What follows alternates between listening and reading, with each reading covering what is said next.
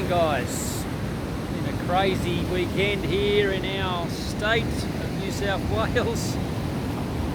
Just behind me here, there's a bit of a landslide scenario that's down on our main beach. You see some of the mess here behind me.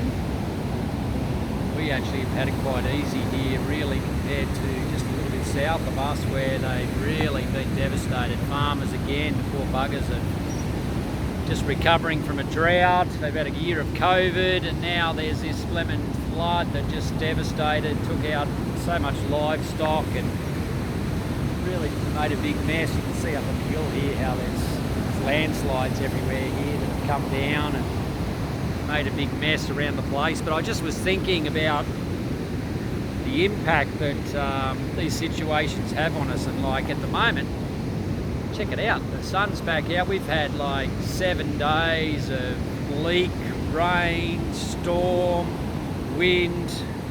Spent the weekend underneath my house attempting to stop it flooding, to no avail.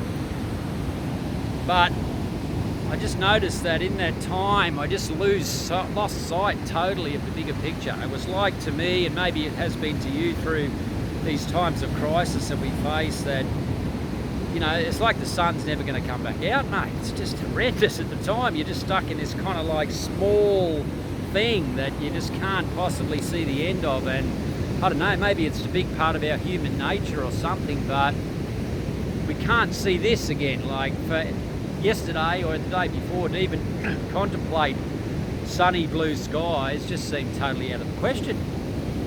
What we did see was this sort of stuff all around, all over the news. Everywhere you look, there was like flooding, mass evacuations, businesses and houses, people's lives devastated as floodwaters inundated their homes and, you know, washed away all their precious possessions and so forth. And it's like, man, how do we see beyond the struggle of life? How do we see beyond the smaller story? It's so difficult, isn't it? You know, and yet here we are, it's a new day, and potentially, as I've already seen this morning, people are down, you know, moving mud, and trees are in the mulches, and they're getting excavators out and dozers and cleaning up all the mess again. And it's like, we've got this great capacity as people to recover, but at the time we're in this thing, we can't see beyond it. It's so challenging. And for me, that's been a really big frustration.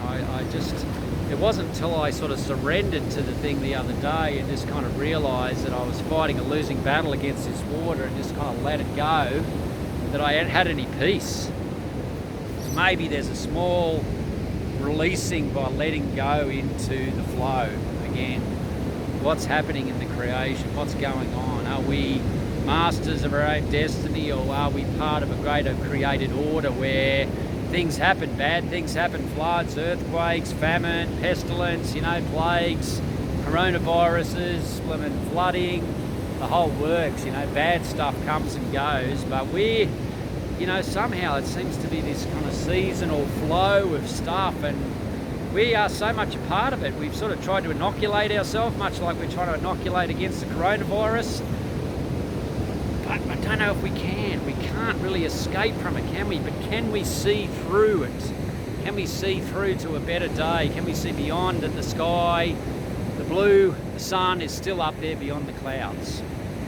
I really hope so. I'm trying. This is just sort of trying to help myself see through the situations of life, see through the sufferings that I face with sickness or whatever, and the sufferings that you might face that may not be flood bound at the moment, that may not be directly related to coronavirus at this time, but you've had your own sufferings, your own struggles. How do we see through them to see the sun again?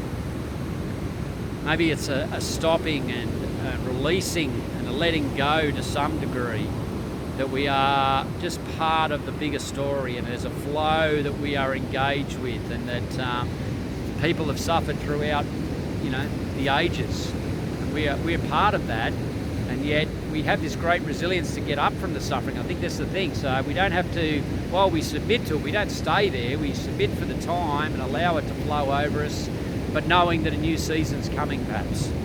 I don't know if that's helpful or hopeful to you. I hope it is. It's been a little bit helpful to me this weekend as I've released and just sort of went, All right, if the floodwaters are taking that unit that I have for a B&B and it's going to be washed out and it's going to cost me money to fix it and time and energy, you know, so be it.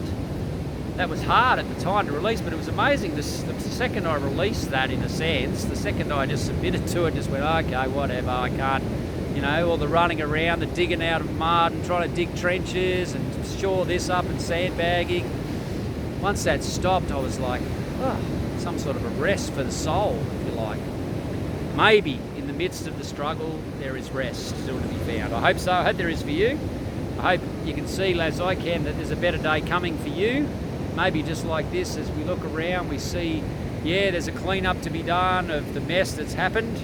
Maybe there's work to be done, but also we can look out and see and behold that a new day is coming.